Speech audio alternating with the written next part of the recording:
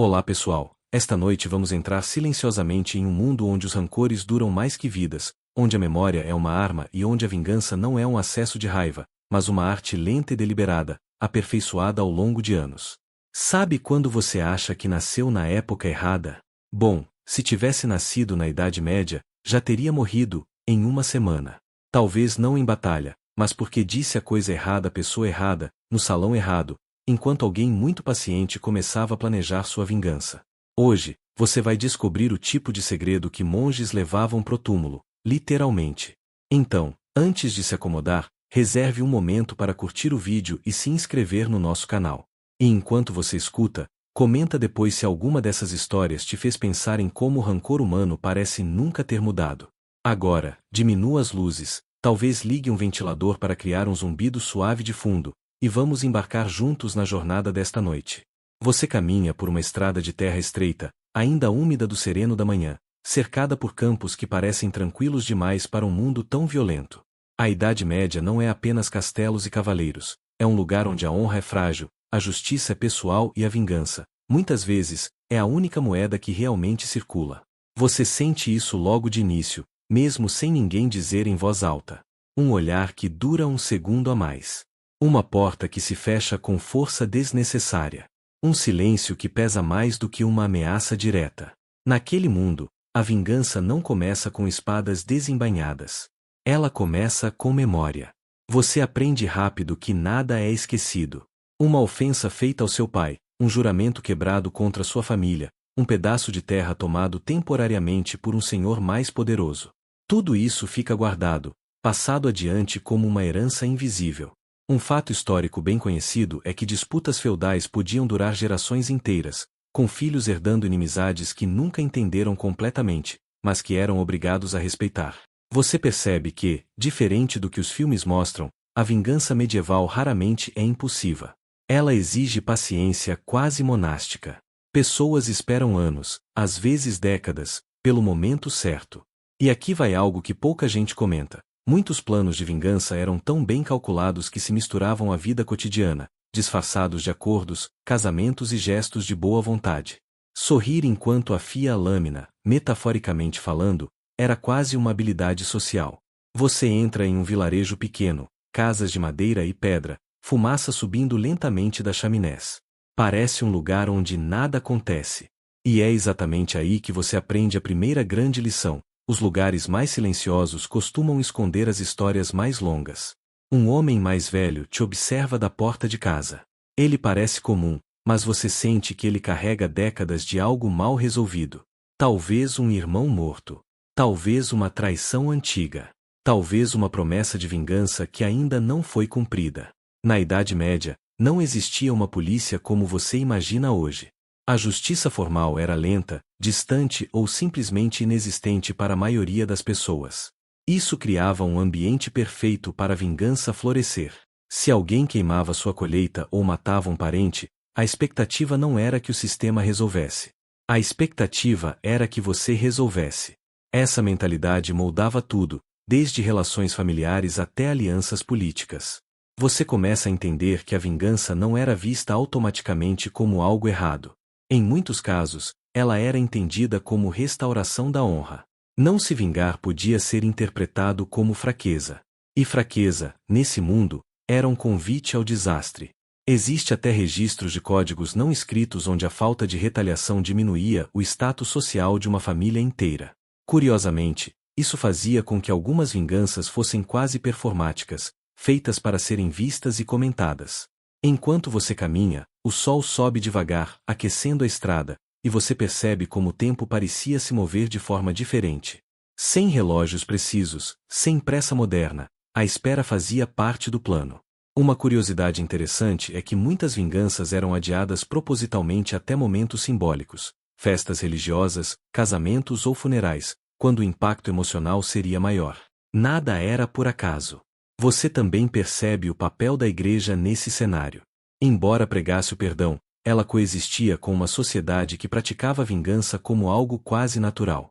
Monges registravam eventos com cuidado, mas muitas vezes usavam palavras suaves para descrever atos brutais, como se a linguagem também fosse uma forma de encobrir o fogo lento que queimava por baixo. Em certos casos, conventos e mosteiros acabavam se tornando guardiões de segredos ligados a vinganças não consumadas, confissões feitas em silêncio, esperando o momento certo. E aqui vem aquele pensamento meio desconfortável que surge quando você começa a comparar. Apesar de toda a brutalidade medieval, a lógica emocional não é tão diferente da de hoje. A diferença é que, naquela época, não existiam redes sociais para desabafar. O ressentimento não era postado, era cultivado, regado com tempo, alimentado com silêncio. Você até solta um meio sorriso cansado ao pensar que, talvez, algumas pessoas hoje não sobreviveriam nem uma semana tendo que guardar tudo isso sem um botão de bloquear. À medida que a noite começa a se aproximar, você sente que esta primeira parte não é sobre uma vingança específica, mas sobre o terreno fértil onde todas elas nascem. Um mundo onde lembrar é um dever, esquecer é uma falha, e esperar é uma forma de poder. Você desacelera o passo, respirando fundo, sentindo o peso suave dessa compreensão. Isso é só o começo. A estrada é longa, e cada passo adiante vai te levar para histórias onde a vingança deixa de ser conceito e passa a ter nome, rosto e consequências reais. Você segue adiante como se o próprio caminho estivesse te conduzindo para dentro de uma memória antiga que não é sua, mas que insiste em se encaixar em você. A estrada agora se estreita entre colinas suaves, e o vento carrega o cheiro de madeira queimada e ferro velho. É aqui que você começa a perceber que a vingança medieval raramente era solitária. Ela se espalhava como um eco, envolvendo famílias inteiras, vilas inteiras, às vezes regiões inteiras, todas presas em um ciclo silencioso de lembrar e retribuir. Você chega a um salão senhorial simples, nada grandioso como os castelos das histórias românticas. Ainda assim, este lugar já foi palco de algo decisivo. Você consegue sentir. Na Idade Média, muitos dos atos de vingança mais duradouros começaram em banquetes. Um comentário atravessado dito depois de vinho demais. Um lugar à mesa que simbolizava poder. Um convite que nunca veio.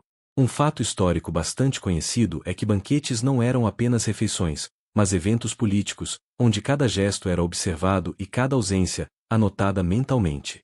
Você se senta em um banco de madeira, quase como um observador invisível, enquanto a memória do lugar se revela. Um senhor feudal menor, humilhado publicamente por um nobre mais poderoso, não reage na hora. Ele ri junto. Abaixa a cabeça. Agradece. E é exatamente aí que tudo começa.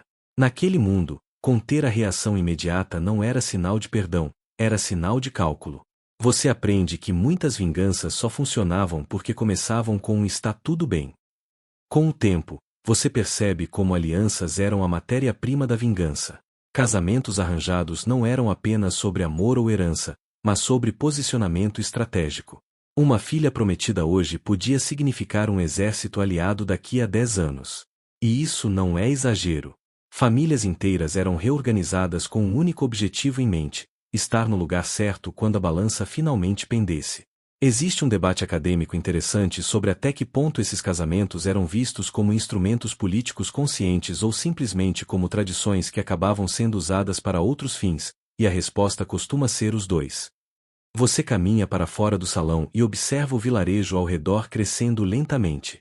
Anos se passam quase sem você notar. Esse é outro aspecto curioso da vingança medieval. Ela amadurece junto com o tempo. Crianças crescem ouvindo histórias cuidadosamente editadas sobre uma injustiça antiga. Nada muito explícito, nada muito violento. Apenas o suficiente para criar identidade. Nós somos aqueles que foram traídos. Isso molda comportamentos, decisões e até o modo como essas crianças aprendem a olhar estranhos. Um detalhe pouco comentado é como a economia local também entrava nesse jogo. Boicotes silenciosos, apoio seletivo a comerciantes, atrasos estratégicos em entregas de grãos. Nada disso parecia vingança à primeira vista, mas tudo fazia parte de um desgaste lento. Você começa a notar que, nesse mundo, ferir alguém financeiramente podia ser tão eficaz quanto qualquer espada. E talvez até mais seguro. Afinal, não deixava marcas visíveis. Você sente o ritmo desacelerar novamente quando a noite cai. Tochas se acendem, e o vilarejo assume uma atmosfera quase íntima. É nesse tipo de ambiente que promessas são feitas em voz baixa. Promessas que não precisam ser ditas duas vezes. Você percebe que a vingança medieval não dependia apenas de ódio, mas de disciplina emocional. Agir cedo demais estragava tudo. Havia quase uma estética da espera, como se o tempo fosse parte essencial do castigo. A igreja, mais uma vez, aparece como presença constante. Não como juiz direto, mas como pano de fundo moral. Confissões serviam para aliviar consciências, mas também para organizar pensamentos. Alguns relatos mostram pessoas usando o confessionário como um espaço para estruturar sua própria narrativa interna, separando o que sentiam do que pretendiam fazer. Curiosamente, padres nem sempre desencorajavam completamente a busca por reparação, desde que ela não ameaçasse a ordem maior. Esse equilíbrio ambíguo ajudava a manter a paz superficial, enquanto tensões continuavam fervendo por baixo. Você começa a perceber que a vingança não era apenas sobre destruir o outro, mas sobre restaurar uma história. Corrigir algo que, na visão de quem planejava, havia saído do eixo. Isso explica por que muitas vinganças eram meticulosamente documentadas em cartas, registros e acordos formais. Não era caos, era quase burocracia emocional. Um observador moderno talvez chamasse isso de obsessivo. Para eles, era apenas coerência. Há um momento em que você se pega comparando tudo isso com o presente. Hoje, a impaciência domina. Queremos respostas imediatas, justiça instantânea, finais rápidos. Na Idade Média, o atraso era uma virtude estratégica.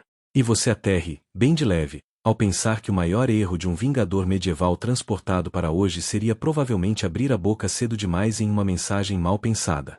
Enquanto você segue adiante, percebe que esta seção da jornada não trata do ato final da vingança, mas da sua engenharia. Da fase invisível. Da parte que ninguém canta em baladas ou grava em crônicas heroicas. E talvez seja justamente essa parte que mais revela sobre a mente humana. A capacidade de esperar, de lembrar, de construir significado em cima de uma ferida antiga. O caminho continua, e você sente que agora entende algo essencial. Na Idade Média, a vingança não era um raio. Era uma estação inteira. E você acabou de atravessar o outono dela, quando tudo parece quieto demais, mas cada folha que cai é um aviso de que o inverno está chegando. Você avança como quem entra em um território onde o silêncio pesa mais do que o barulho. O cenário muda quase imperceptivelmente, mas algo no ar parece mais denso.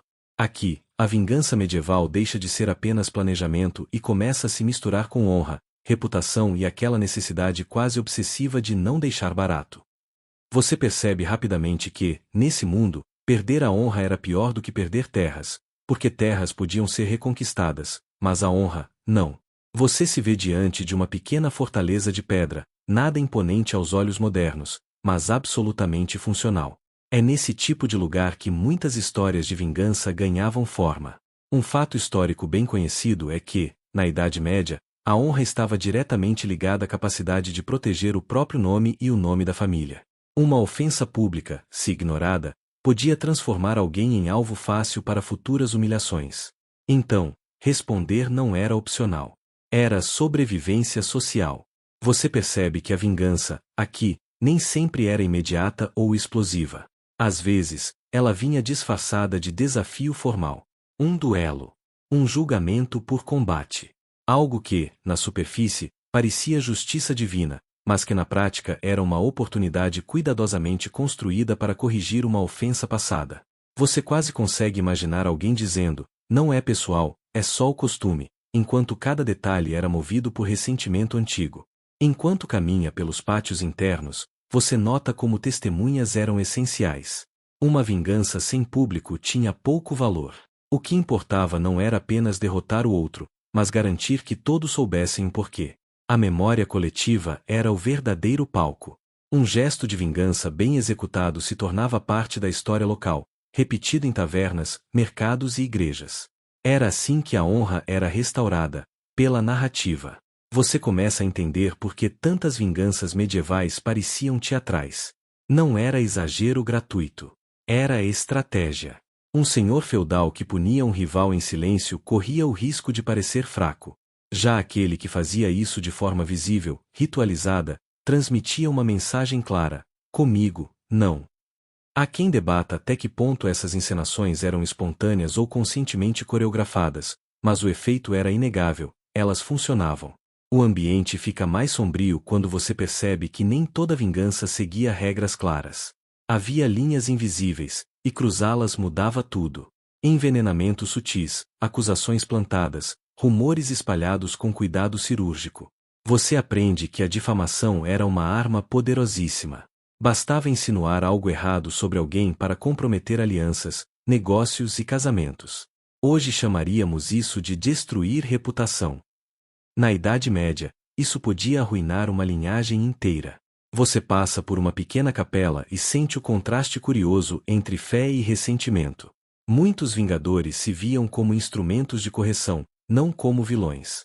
Eles acreditavam sinceramente que estavam restaurando uma ordem quebrada. A oração antes de um ato de vingança não era incomum. Não para pedir perdão, mas para pedir sucesso. Você reflete, com um leve sorriso irônico, como essa lógica provavelmente não passaria em nenhum manual moderno de ética, mas fazia perfeito sentido ali. Há também a vingança que nunca se concretiza totalmente, mas que paira como ameaça constante. Você nota como a simples possibilidade de retaliação moldava comportamentos. Pessoas pensavam duas vezes antes de ofender, acusar ou invadir terras. Esse medo silencioso funcionava como um sistema informal de equilíbrio.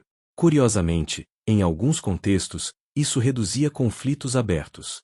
A vingança, paradoxalmente, mantinha uma certa estabilidade. Enquanto a narrativa avança, você percebe que as mulheres também desempenhavam papéis centrais nessas histórias, mesmo quando não empunhavam armas. Elas eram mensageiras, estrategistas, guardiãs da memória familiar. Uma palavra dita no momento certo, um silêncio mantido por anos, um casamento recusado, tudo isso podia ser vingança em forma social. E funcionava. Às vezes melhor do que qualquer confronto direto. Você começa a sentir o peso do tempo novamente. Décadas podem passar em poucas frases. Uma ofensa cometida por um avô finalmente encontra resposta no neto do ofensor. Isso não era visto como exagero. Era continuidade. A ideia de deixar o passado para trás simplesmente não fazia parte do vocabulário emocional medieval. O passado era um recurso ativo, constantemente revisitado e reutilizado. Há um momento quase íntimo em que você percebe que a vingança também cobrava seu preço. Manter ódio vivo exigia energia, atenção, disciplina. Algumas pessoas envelheciam mais duras, mais silenciosas, carregando um objetivo que dava sentido à própria existência. Você se pergunta, com uma ponta de humor leve, se hoje não chamariam isso de projeto de vida mal resolvido.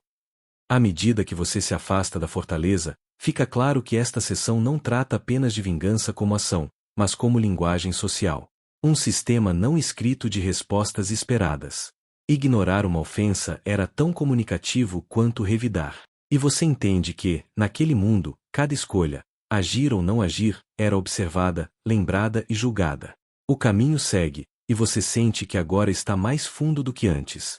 Já não se trata apenas de planos ou expectativas, mas de identidade. Quem você é depende do que você aceita. E, na Idade Média, aceitar demais era o jeito mais rápido de desaparecer.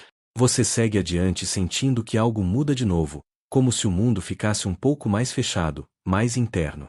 A vingança agora não acontece em praças ou pátios visíveis, mas dentro de corredores estreitos, cartas seladas e promessas murmuradas. Aqui, você percebe que a vingança medieval também sabia esperar. Sabia amadurecer. E, às vezes, sabia se esconder melhor do que qualquer exército. Você se encontra em um salão mal iluminado, onde tapeçarias grossas abafam o som dos passos.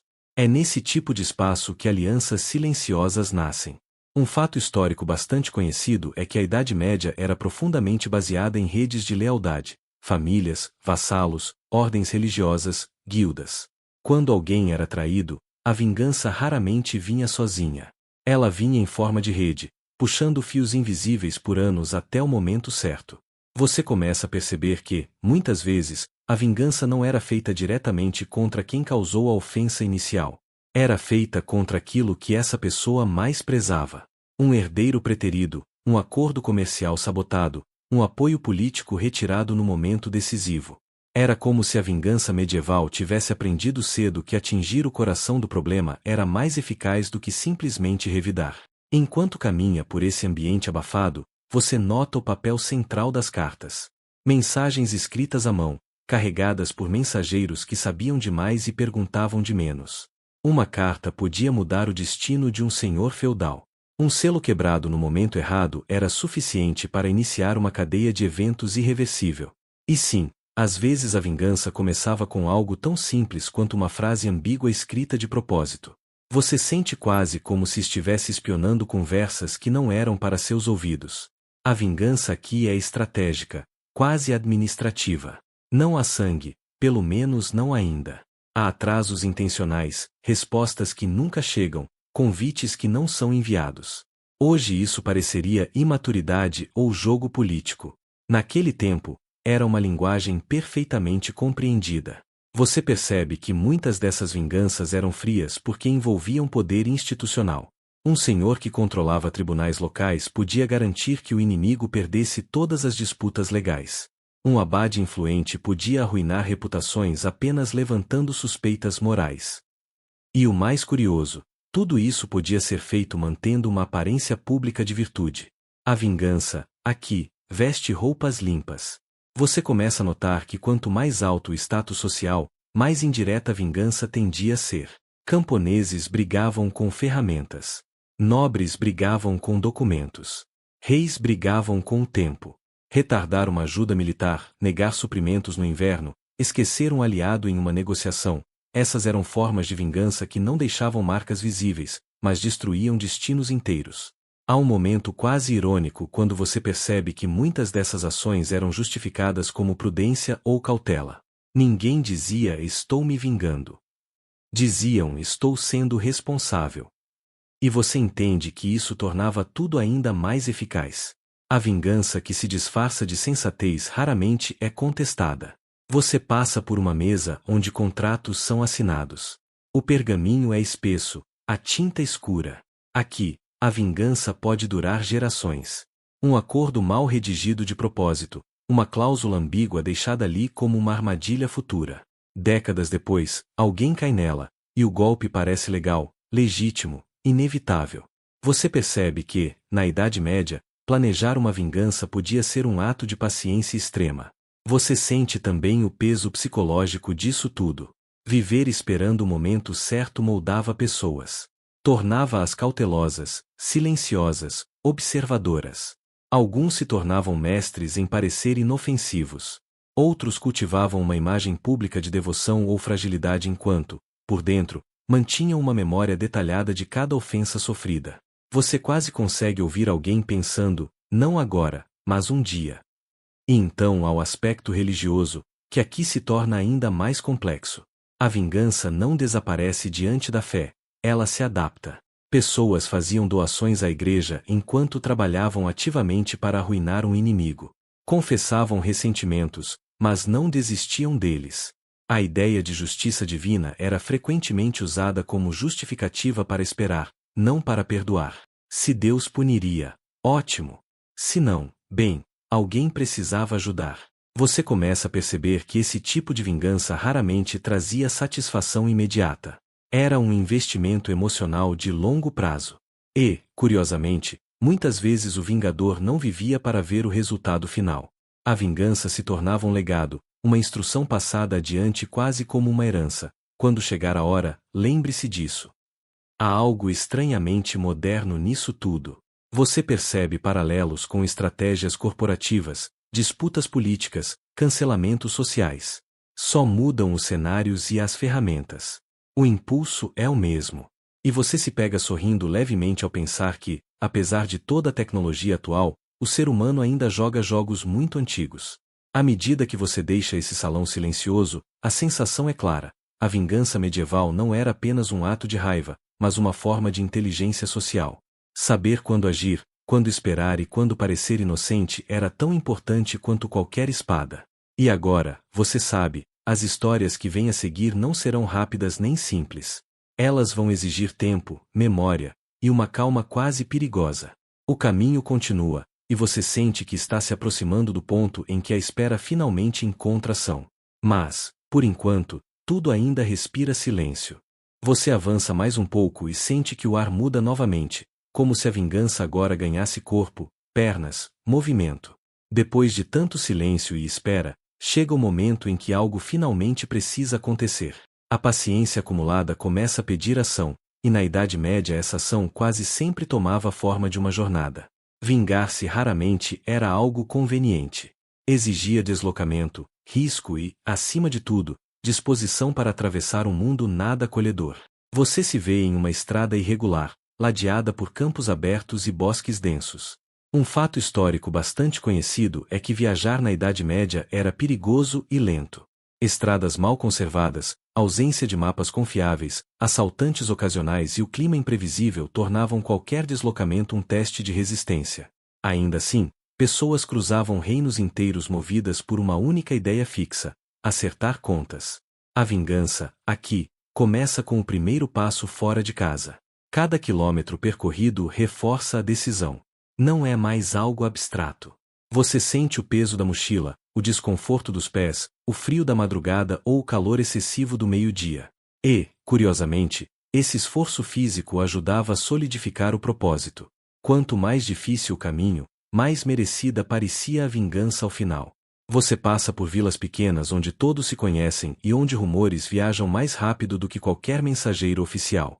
Nessas paradas, a vingança se alimenta de informação.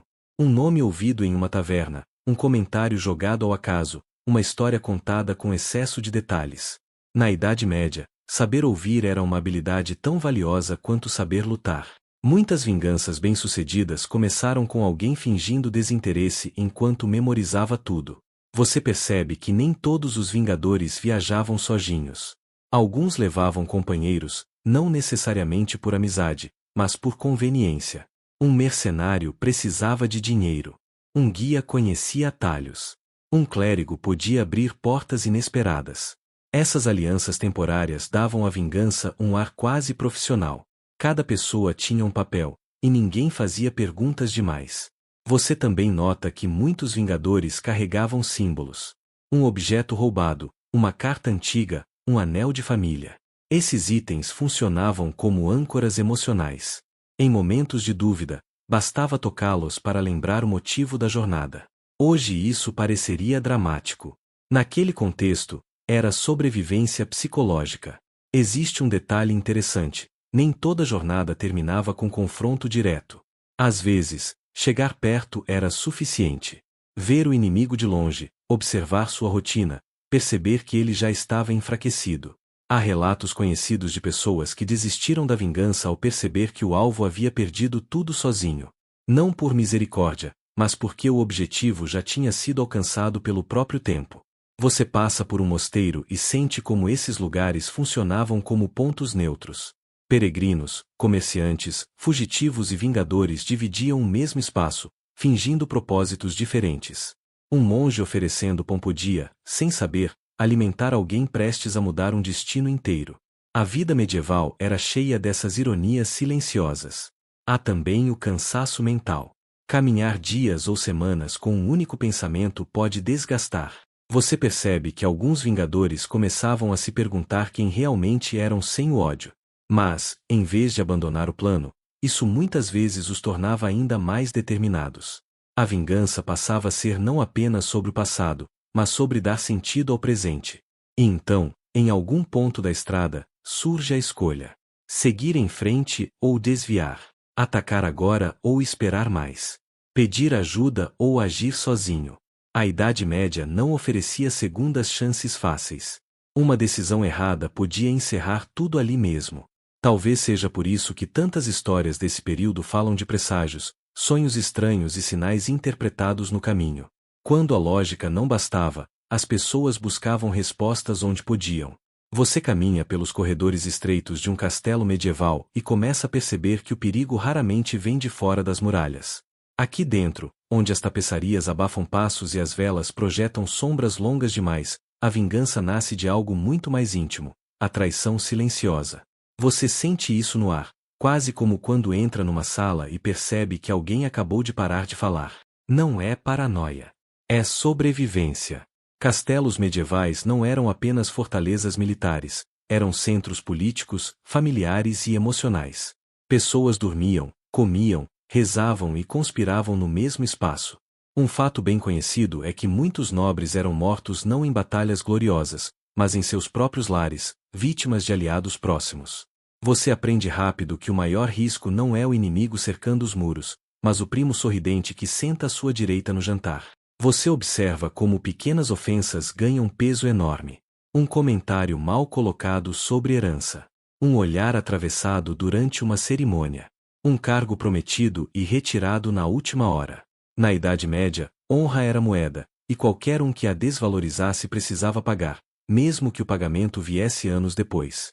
Você começa a entender por que a vingança aqui não é impulsiva, ela é meticulosa, quase administrativa. Enquanto caminha mentalmente por essas salas frias, você percebe que conspirações internas costumam ser mais eficientes porque usam a rotina como arma.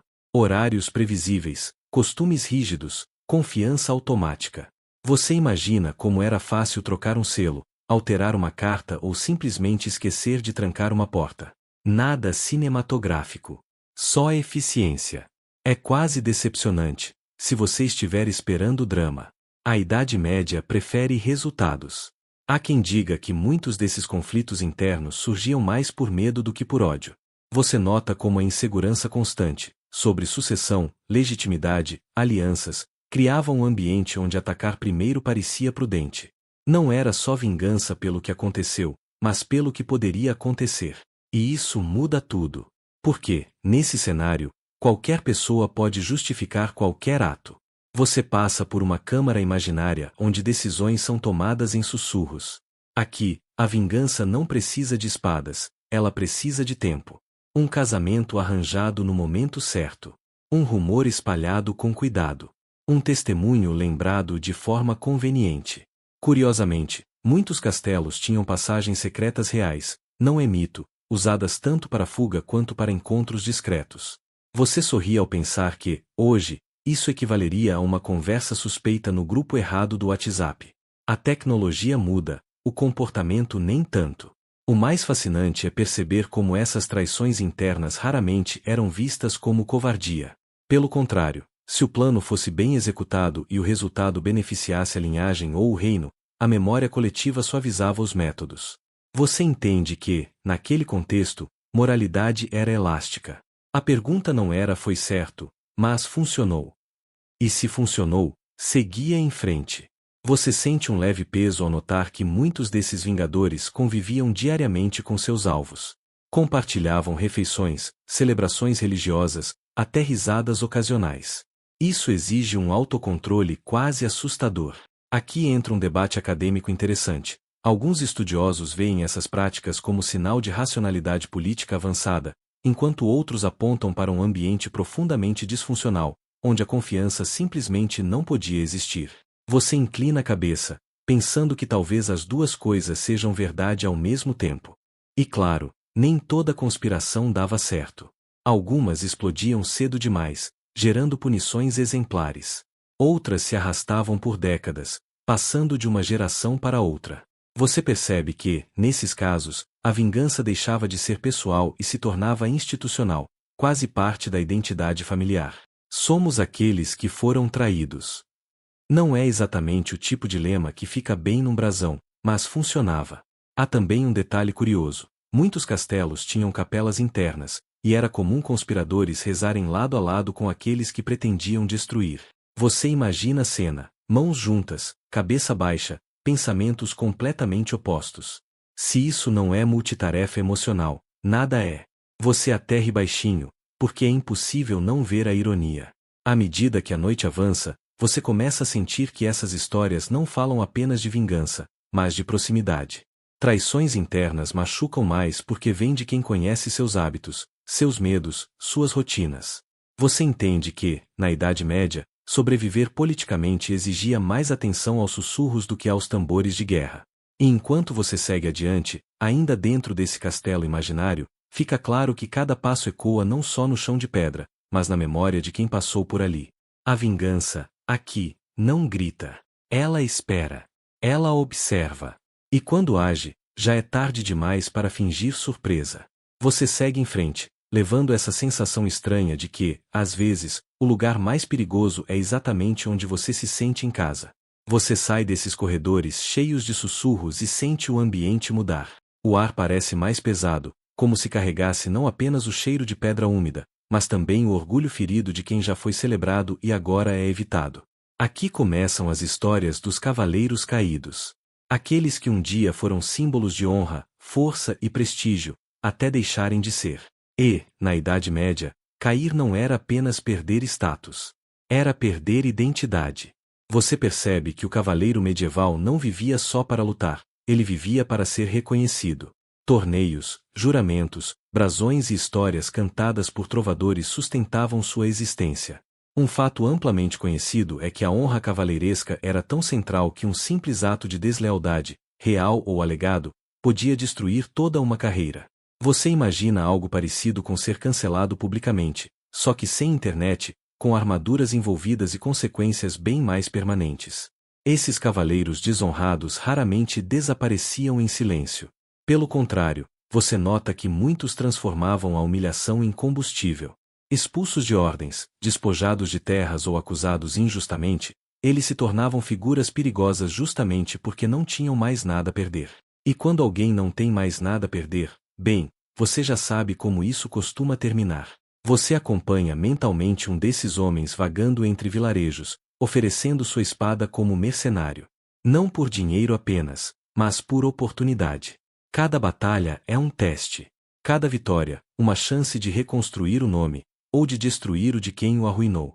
Curiosamente, muitos desses cavaleiros acabavam lutando contra antigos aliados, o que transformava conflitos locais em dramas pessoais. Nada como uma rivalidade antiga para tornar um combate realmente memorável. O interessante é que a vingança desses cavaleiros nem sempre era direta. Você percebe que alguns buscavam provar, repetidas vezes, que eram indispensáveis. Salvavam cidades, defendiam rotas comerciais, venciam guerras menores. A mensagem era clara: vocês erraram ao me expulsar. Outros escolhiam o caminho oposto e faziam questão de causar o máximo de dano simbólico possível. Atacar o estandarte certo. Capturar a pessoa certa. Estar no lugar certo, na hora errada, para o inimigo. Você nota que a cavalaria medieval seguia códigos de conduta famosos, como a lealdade ao senhor feudal e a proteção dos fracos. Mas esses códigos eram interpretados de formas bem flexíveis. Quando um cavaleiro era desonrado, ele frequentemente se sentia liberado dessas obrigações. Afinal, se o sistema falhou com você, por que respeitá-lo? Esse pensamento aparece com frequência em registros históricos e levanta um debate interessante. O código cavaleiresco era um ideal real ou apenas uma ferramenta social para controle? Você sente que a resposta depende muito de quem está contando a história. Enquanto avança, você percebe que alguns dos episódios de vingança mais famosos da Idade Média envolvem exatamente esses cavaleiros marginalizados. Eles conheciam as rotas, as defesas, as fraquezas. Sabiam como funcionava a hierarquia porque fizeram parte dela. Isso tornava suas retaliações especialmente eficazes e assustadoras. É como alguém que conhece todos os atalhos da sua cidade decidir usá-los contra você. Nada confortável. Muitos cavaleiros caídos adotavam novos símbolos ou nomes, quase como uma reinvenção pessoal. Mudavam cores, brasões, até mesmo estilos de luta. Era uma forma de dizer que o homem antigo havia morrido, mas a habilidade continuava viva. Você acha isso estranhamente moderno, como um rebranding medieval feito à base de aço e ressentimento. E claro, nem todos tinham sucesso. Alguns morriam esquecidos, outros eram lembrados apenas como traidores. Mas aqueles que conseguiam se vingar raramente voltavam a ser os mesmos. Você percebe que a restauração da honra não apagava a experiência da queda. Pelo contrário, ela marcava ainda mais fundo. A vitória vinha acompanhada de uma consciência amarga. O mundo que os rejeitou continuava exatamente o mesmo. Você sente que essas histórias falam menos sobre espada e mais sobre identidade. Sobre o que acontece quando alguém constrói toda a vida em torno de um ideal, e esse ideal desmorona. A vingança, nesse contexto, vira tentativa de alinhamento interno. Não é só punir o outro. É tentar provar, para si mesmo, que ainda vale alguma coisa. Enquanto você segue adiante, carregando o eco dessas armaduras silenciosas, fica claro que os cavaleiros caídos não buscavam apenas justiça. Eles buscavam sentido. E, na Idade Média, Quando o sentido era perdido, a vingança parecia o caminho mais curto para reencontrá-lo, mesmo que o preço fosse alto demais para perceber na hora. Você avança mais um pouco e começa a notar como a vingança, em certos momentos, troca de roupa. Ela deixa de parecer raiva pessoal e passa a se apresentar como algo organizado, solene, quase respeitável. Aqui, você percebe, a retaliação veste o manto da justiça. Selos oficiais, decretos, julgamentos públicos. Tudo muito limpo na aparência. Só que, por baixo, o impulso continua sendo o mesmo que você já sentiu nas sessões anteriores. Alguém foi ferido, e agora quer equilíbrio, do seu próprio jeito. Na Idade Média, a linha entre justiça e vingança era surpreendentemente fina. Muitos senhores feudais acumulavam funções executivas, judiciais e militares. Ou seja, a mesma pessoa que se sentia ofendida também decidia a punição. Você imagina como isso tornava o processo, digamos, pouco imparcial. É como discutir com o chefe e depois descobrir que ele também é o juiz do tribunal. Soiler, não termina bem. Você observa como certos crimes eram punidos com entusiasmo seletivo. Um camponês podia ser castigado rapidamente por uma infração menor, enquanto um nobre só enfrentava consequências quando alguém poderoso tinha interesse direto no desfecho. A vingança, nesse cenário, ganhava legitimidade ao ser declarada necessária para manter a ordem. Você percebe que, quanto mais formal a linguagem, mais pessoal o motivo escondido. Você caminha mentalmente por uma praça onde sentenças são lidas em voz alta. A população assiste, não apenas por medo, mas por curiosidade. Justiça medieval também era espetáculo. Ela ensinava, intimidava e, às vezes, satisfazia ressentimentos antigos. Curiosamente, muitos registros mostram que punições públicas eram menos sobre o crime específico e mais sobre enviar um recado claro a rivais políticos.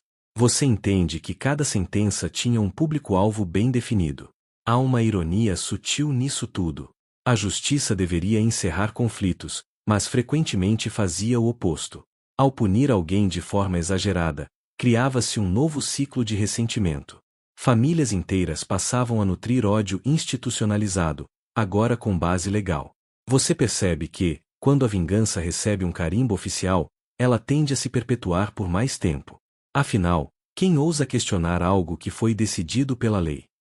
Você nota também que muitos códigos legais medievais eram extremamente específicos. Multas exatas para ofensas exatas, compensações calculadas com cuidado. Em teoria, isso deveria evitar excessos. Na prática, você percebe, era apenas mais uma ferramenta. Ajustar uma pena aqui, reinterpretar um artigo ali, e pronto, a justiça se inclinava discretamente para o lado certo. Ou melhor, para o lado de quem mandava. Existe um debate interessante entre estudiosos sobre se esses sistemas legais representavam um avanço civilizatório ou apenas uma formalização da vingança privada. Você sente que a resposta depende do ponto de vista.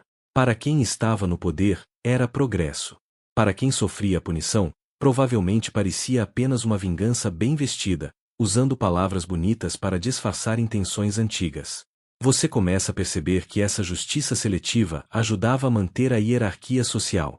Punir certos indivíduos com mais rigor servia para reforçar quem estava no topo. E, quando alguém ousava desafiar essa ordem, a resposta vinha rápida e exemplar. Não para corrigir um erro, mas para lembrar todo mundo de seu lugar. É eficiente, frio e, de certa forma, assustadoramente lógico. Um detalhe curioso é que muitas dessas decisões eram tomadas após longas cerimônias religiosas. Orações, jejuns, bênçãos. Tudo para garantir que a punição fosse vista como moralmente correta. Você imagina o conforto psicológico que isso dava a quem ordenava a sentença. Não era vingança pessoal, afinal. Era vontade divina, convenientemente alinhada aos interesses humanos. À medida que você absorve essas cenas, fica claro que a justiça medieval não era apenas um sistema de regras, mas um palco onde poder, ressentimento e aparência se misturavam. A vingança, aqui, aprendia a falar baixo, a sorrir, a usar linguagem técnica. E isso a tornava ainda mais perigosa, porque passava despercebida como algo normal. Você segue adiante com a sensação de que, quando a vingança se disfarça de justiça, ela deixa menos espaço para questionamentos. E talvez seja exatamente por isso que ela tenha sido uma das ferramentas mais duráveis da Idade Média. Afinal, quando algo parece legítimo, raramente é confrontado. E quando não é confrontado, continua. Você avança mais um pouco e percebe que, até agora, quase todas essas histórias de vingança carregam armaduras, selos ou espadas. Mas aqui o cenário muda. O som metálico diminui, e o que entra em cena é o silêncio. Um silêncio longo, estratégico, cultivado com paciência. É neste ponto que você começa a notar as mulheres que planejaram na sombra, não porque fossem fracas, mas porque entenderam cedo demais que a força, naquele mundo, raramente estava disponível para elas de forma direta. Na Idade Média, um fato amplamente conhecido é que mulheres nobres tinham acesso limitado ao poder formal, mas controle significativo sobre redes familiares, casamentos e heranças. Você percebe que isso criava um tipo diferente de campo de batalha. Em vez de confrontos abertos, a vingança tomava forma de decisões sutis: quem casa com quem herda o quê, quem é apoiado, e quem é cuidadosamente isolado. Nada rápido. Nada impulsivo. Apenas inevitável.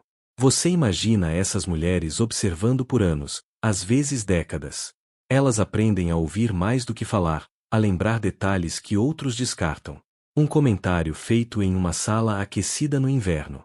Uma promessa quebrada durante uma celebração. Uma humilhação pública disfarçada de brincadeira. Tudo isso fica guardado. Não como raiva explosiva, mas como mapa.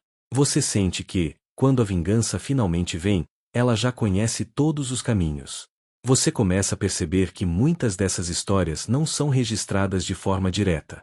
Elas aparecem nas entrelinhas dos documentos: um casamento improvável, uma sucessão estranhamente conveniente, uma queda política sem causa aparente. Essas vinganças raramente eram sangrentas. E, justamente por isso, eram difíceis de rastrear. Você percebe que a punição vinha na forma de exclusão social, ruína financeira ou perda de influência. Algo que não podia ser resolvido com espada. Algo que se arrastava lentamente, corroendo o alvo até que ele percebesse, tarde demais, que havia perdido tudo. É quase elegante. Assustadoramente elegante. Existe um debate acadêmico interessante sobre se essas mulheres agiam por vingança pessoal ou por sobrevivência estratégica em um sistema que as limitava. Você inclina a cabeça, pensando que talvez a diferença nem importe tanto. Quando o mundo restringe suas opções, usar as poucas disponíveis com precisão não é crueldade. É adaptação. E a Idade Média exigia isso em níveis extremos. Você também nota como a religião era frequentemente usada como escudo. Patrocinar mosteiros, influenciar confissões, apoiar determinadas figuras religiosas, tudo isso criava uma aura de virtude difícil de questionar. Quem ousaria acusar alguém visto como piedoso? Você percebe que a reputação, nesse contexto, funcionava como armadura invisível. Não brilhava, mas protegia muito bem.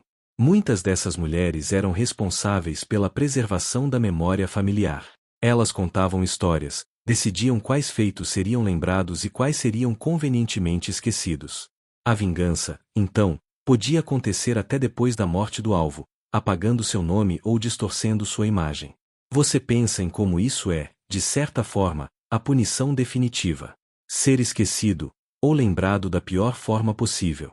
Você começa a sentir que essas vinganças não buscavam espetáculo. Elas buscavam equilíbrio. Um tipo de correção silenciosa em um mundo barulhento demais. Não havia aplausos, nem reconhecimento público. Apenas a satisfação íntima de ver o tabuleiro rearranjado. E talvez um leve sorriso contido, daqueles que você só permite quando ninguém está olhando. À medida que você segue adiante, fica claro que essas mulheres não estavam à margem da história. Elas apenas operavam em outra frequência. Enquanto espadas batiam e decretos eram lidos em voz alta, elas esperavam. E quando agiam, o impacto era profundo demais para ser ignorado, mesmo que ninguém conseguisse apontar exatamente quando tudo começou a dar errado.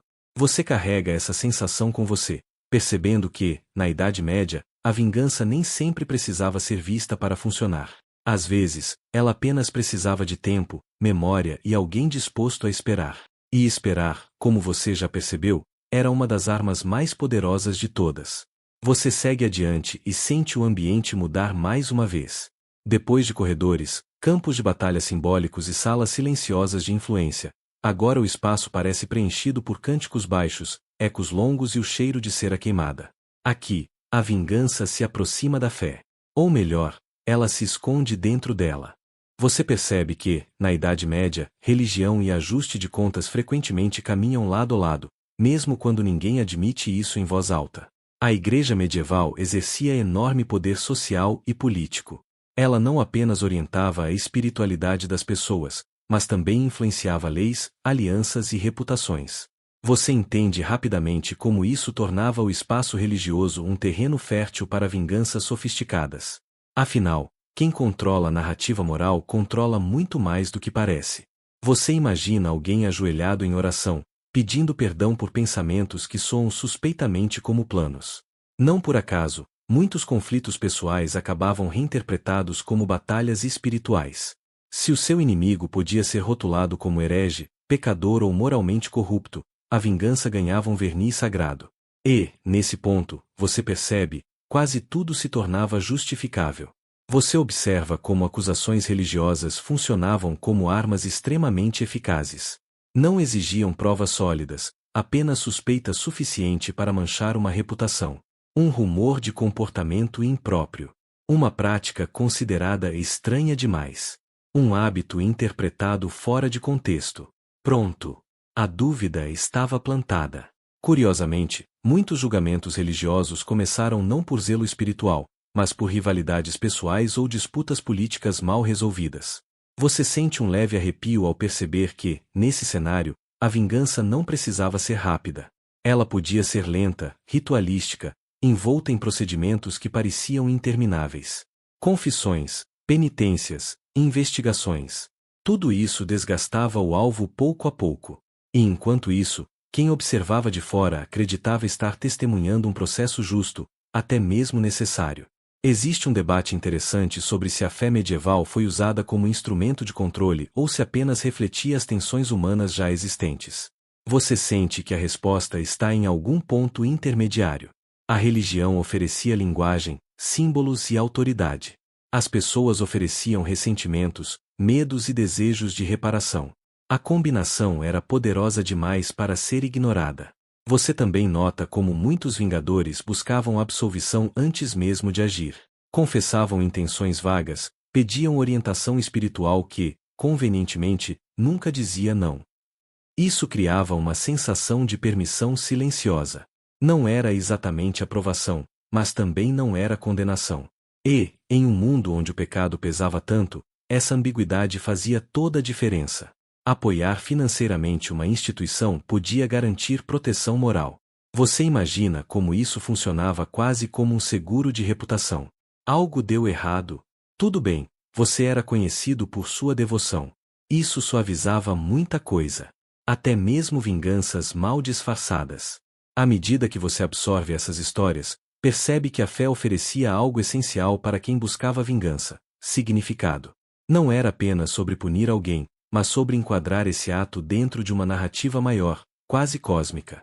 Você não estava reagindo por orgulho ferido. Estava defendendo a ordem, a moral, o bem.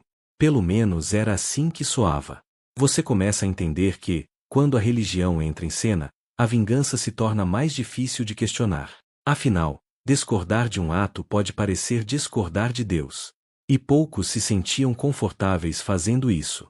Esse silêncio coletivo permitia que ajustes de contas se prolongassem, protegidos por incenso, cânticos e palavras solenes. Enquanto você segue adiante, fica a sensação inquietante de que a fé, quando misturada ao ressentimento humano, se torna uma ferramenta de alcance profundo. Não porque ensine a odiar, mas porque oferece justificativas reconfortantes demais. E assim, na Idade Média, muitas vinganças não foram apenas executadas, foram rezadas. Você continua avançando e percebe algo curioso. Depois de tanta ação, conspiração e fé usada como escudo, surge um elemento ainda mais poderoso do que qualquer espada ou decreto: o tempo. Aqui, você começa a entender que, na Idade Média, esperar não era fraqueza. Era estratégia. A vingança perfeita raramente tinha pressa. Ela amadurecia lentamente, como pedra sendo moldada pela água, quase invisível, mas impossível de deter. A vingança, nesse contexto, podia atravessar gerações sem perder força. Você imagina alguém ouvindo histórias à beira do fogo, aprendendo desde cedo quem deveria ser lembrado, E por quê? Você começa a notar como o tempo servia para esfriar emoções superficiais e refinar intenções. A raiva imediata podia falhar. A vingança tardia, não.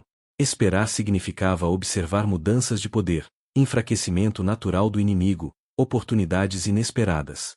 Um casamento mal sucedido. Um herdeiro despreparado. Uma aliança que se desfaz.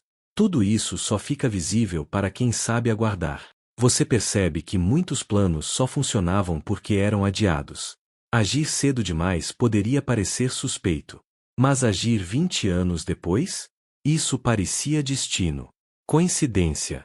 Vontade divina. Talvez. O tempo apagava rastros, dissolvia suspeitas e tornava a retaliação quase inevitável aos olhos de quem observava.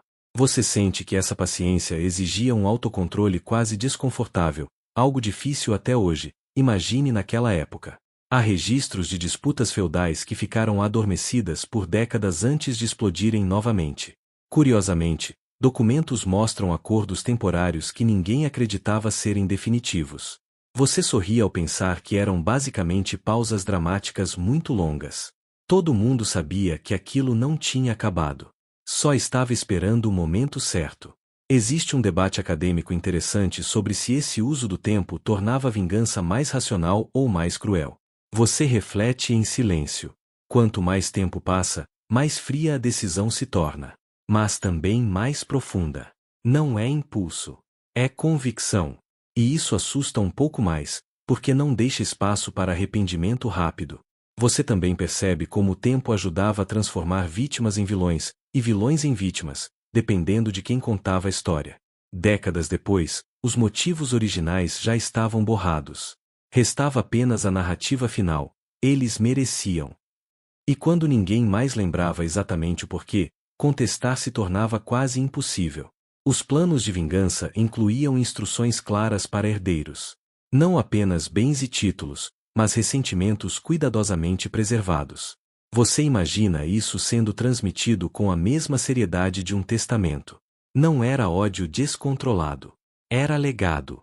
E isso, de certa forma, tornava a vingança imortal.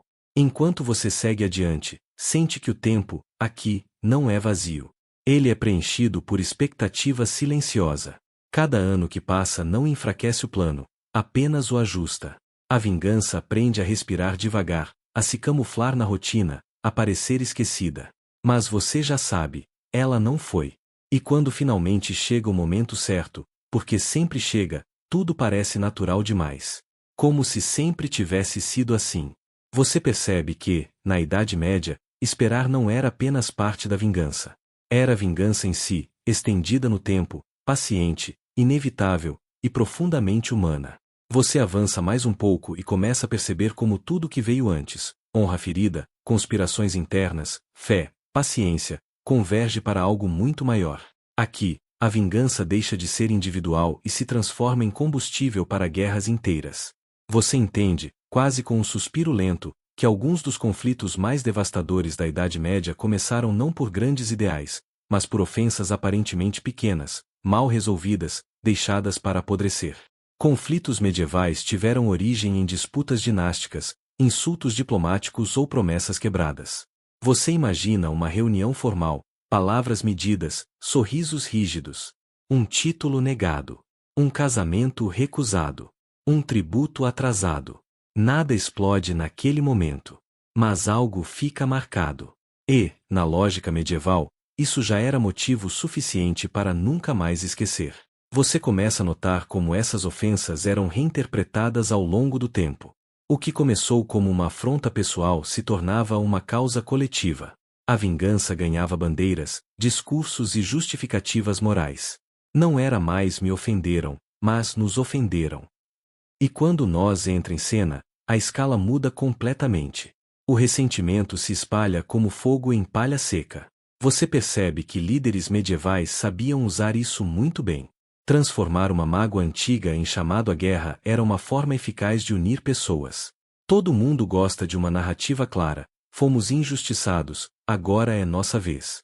Você sente que, nesse ponto, a vingança deixa de ser emoção e vira estratégia política. Uma ferramenta para mobilizar recursos, homens e lealdade. E muitas dessas guerras continuaram mesmo quando o motivo original já não fazia mais sentido. Os protagonistas mudavam, mas a história oficial permanecia. Você imagina soldados marchando por razões que seus avós entenderiam, mas eles não. Ainda assim, marchavam. Porque a vingança, quando institucionalizada, não precisa mais ser compreendida para continuar. Existe um debate acadêmico interessante sobre se essas guerras eram inevitáveis devido à estrutura feudal ou se poderiam ter sido evitadas com diplomacia mais eficaz. Você reflete que, em um mundo onde honra e memória eram centrais, esquecer uma ofensa podia parecer mais perigoso do que combatê-la. A guerra, então, virava uma forma extrema de encerramento, mesmo que nunca encerrasse de verdade. Você também nota como pequenos incidentes eram amplificados propositalmente. Um ataque isolado virava prova de traição. Uma escaramuça se tornava declaração formal de hostilidade. A narrativa era ajustada para justificar o próximo passo. E cada passo tornava o retorno mais difícil. Você sente que, a partir de certo ponto, ninguém mais sabia exatamente onde tudo tinha começado, apenas que não podia parar. Um detalhe é que cronistas da época frequentemente escreviam versões conflitantes do mesmo evento, dependendo de quem os patrocinava. Você percebe como isso ajudava a perpetuar o conflito. Se cada lado acreditava estar certo, a vingança nunca parecia excessiva. Apenas necessária. Apenas inevitável. À medida que você absorve essas histórias, fica claro que guerras medievais raramente eram só sobre território. Elas eram sobre memória, orgulho e a recusa em deixar uma ofensa morrer. A vingança dava forma, direção e justificativa ao conflito. Sem ela, talvez muitas batalhas nem tivessem acontecido. Você segue adiante com a sensação pesada de que, quando a vingança escala para esse nível, ninguém realmente vence. Ela se dilui em gerações, se espalha por mapas inteiros e consome pessoas que nunca tiveram relação direta com a ofensa inicial. Ainda assim, ela continua sendo alimentada, porque parar exigiria algo raro demais na Idade Média, e talvez até hoje, deixar passar. Você continua caminhando e, aos poucos, sente que algo começa a se desfazer. Até agora, a vingança parecia organizada, quase elegante em sua lógica interna. Mas aqui, você percebe o momento exato em que tudo escapa do controle. Quando a retaliação deixa de ser resposta e passa a ser reação em cadeia. Você sente isso como quando uma conversa simples vira discussão, e, de repente, ninguém mais lembra qual foi a primeira frase dita. Um fato é que muitos conflitos medievais se intensificaram por causa de erros de cálculo, más interpretações e decisões tomadas sob pressão. Você imagina mensageiros atrasados, ordens mal compreendidas, aliados que não chegaram a tempo. Pequenos desvios que transformaram planos precisos em caos aberto. A vingança, que antes parecia racional, agora começa a se alimentar da própria confusão que gera. Você percebe que, nesse ponto, ninguém está realmente no comando. Cada ação provoca uma resposta desproporcional. Um ataque defensivo vira provocação. Uma tentativa de negociação é vista como fraqueza. Você sente que o orgulho ferido se sobrepõe a qualquer senso de limite. A lógica da vingança exige continuidade, mesmo quando ela já não faz sentido algum. Você começa a notar como populações inteiras são arrastadas para algo que não escolheram. Vilas mudam de lealdade por medo, não por convicção. Pessoas comuns passam a carregar ressentimentos herdados, sem saber exatamente por quê. Curiosamente, muitos registros mostram comunidades alternando lados várias vezes durante conflitos prolongados. Não por estratégia, mas por sobrevivência. A vingança dos poderosos raramente pergunta quem vai pagar o preço. Existe algo interessante sobre se esses momentos de colapso eram inevitáveis ou se surgiam da incapacidade humana de encerrar conflitos no momento certo.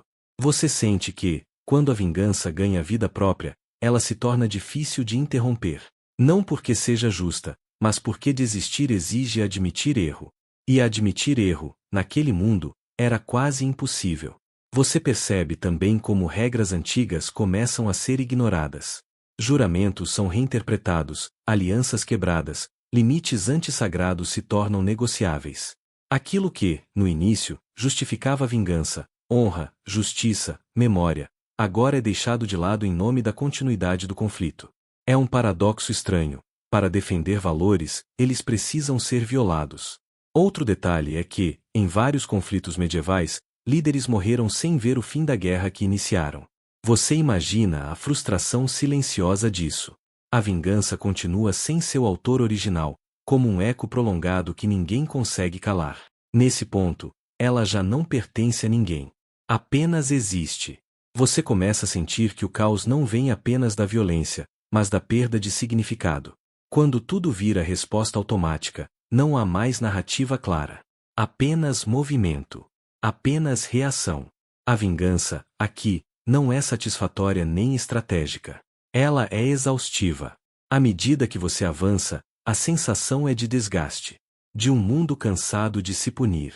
Você percebe que, quando a vingança sai do controle, ela deixa de parecer poderosa e passa a parecer vazia. Um hábito ruim que ninguém consegue abandonar. E talvez esse seja o momento mais perigoso de todos, quando continuar machucando já não traz nem mesmo a ilusão de propósito.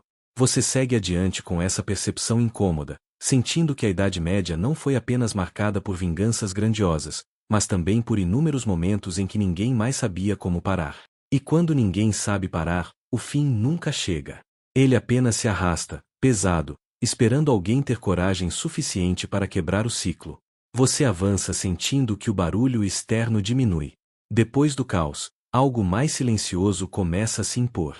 Aqui, a vingança não se manifesta mais em batalhas abertas ou decisões públicas. Ela se instala por dentro.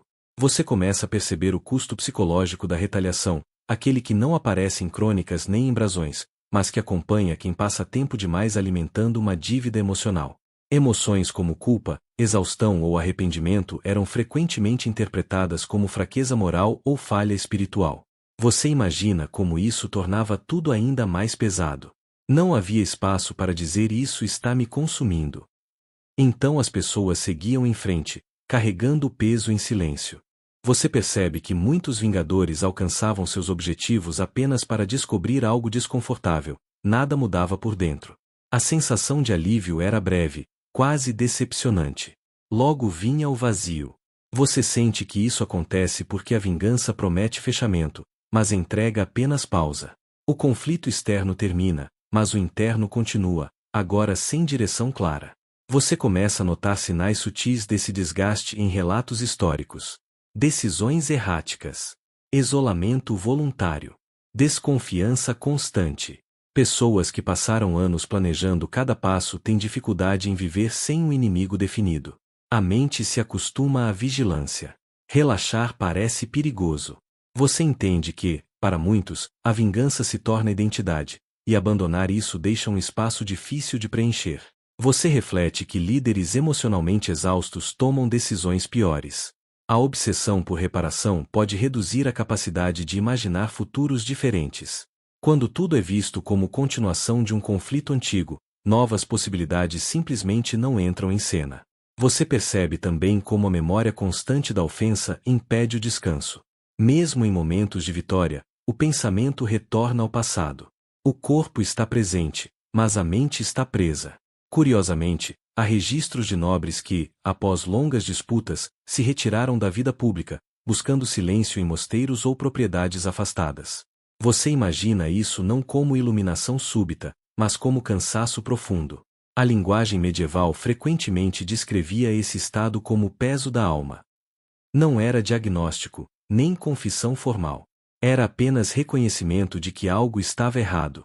Você sente que, mesmo sem termos modernos, as pessoas sabiam quando estavam quebradas por dentro.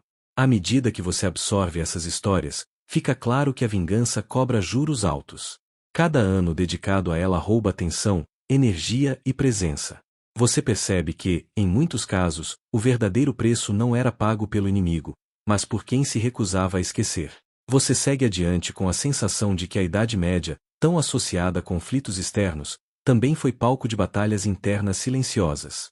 E talvez essas tenham sido as mais difíceis de vencer.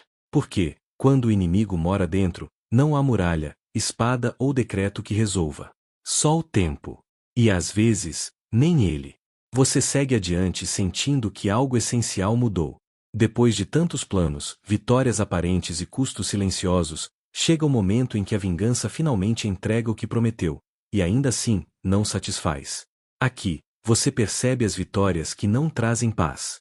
Aquelas em que tudo dá certo no papel, mas algo continua fora do lugar por dentro. Muitos líderes medievais alcançaram exatamente o que buscavam: terras recuperadas, títulos restaurados, inimigos derrotados, e, ainda assim, passaram o resto da vida cercados por medo e desconfiança. Você imagina a cena: o castelo agora é seu, o nome foi limpo, a história foi reescrita. E mesmo assim, o silêncio pesa. Não há comemoração que dure o suficiente para preencher o espaço deixado pela obsessão que acabou. Você começa a perceber que a vingança oferece um senso claro de direção. Enquanto ela existe, tudo faz sentido. Há um objetivo, um motivo para acordar todos os dias. Mas quando esse objetivo é alcançado, surge um vazio desconfortável. Você sente que muitos não estavam preparados para o depois.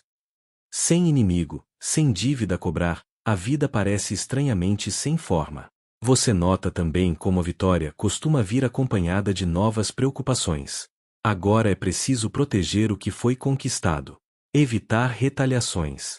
Manter alianças frágeis. A paz, ironicamente, exige mais vigilância do que o conflito.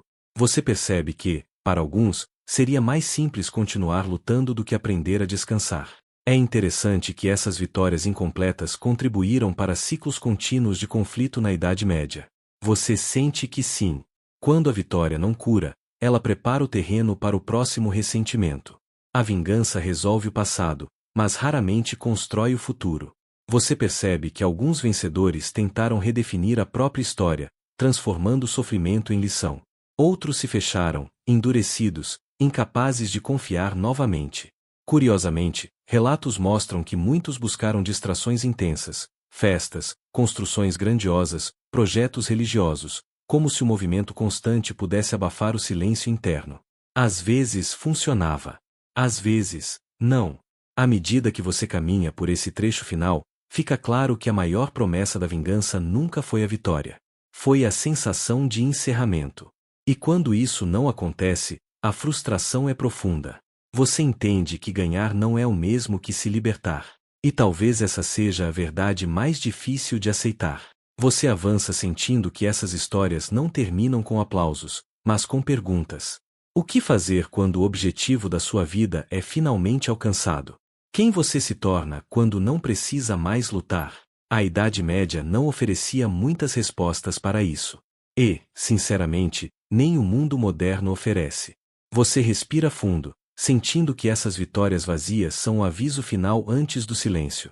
Um lembrete suave de que nem toda conquista traz descanso. Algumas apenas encerram o barulho e deixam você sozinho com o que sobrou. Agora, o ritmo diminui. Você permite que essas imagens se afastem lentamente, como se fossem lanternas sendo apagadas uma a uma ao longo de um corredor antigo. Não há mais pressa. Não há mais objetivos a cumprir. Apenas a sensação de que, apesar de todas essas histórias intensas, você está seguro aqui, agora, no presente. Você percebe que muitas dessas vinganças só existiram porque ninguém soube parar. Porque ninguém soube soltar. E isso não é um julgamento. É apenas uma observação calma. Às vezes, a mente humana se agarra ao conflito porque ele oferece estrutura. Mas o descanso oferece algo mais raro: espaço. Enquanto você respira devagar, lembra que você não precisa carregar nada disso com você. Essas histórias pertencem ao passado. Elas ficam lá, onde devem ficar. Você pode simplesmente observá-las se dissolvendo, como poeira iluminada por uma vela que se apaga.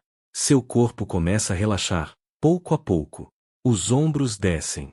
A testa suaviza. A respiração encontra um ritmo confortável. Não há mais castelos para atravessar, nem nomes para lembrar, nem dívidas antigas para cobrar. Apenas esse momento tranquilo. E enquanto o silêncio se acomoda ao seu redor, você entende algo simples e reconfortante. Ciclos só continuam quando alguém os alimenta. E descansar também é uma escolha. Permita-se ficar aqui. Seguro. Calmo. Longe de disputas antigas, longe de vinganças que nunca foram suas. Boa noite e bons sonhos.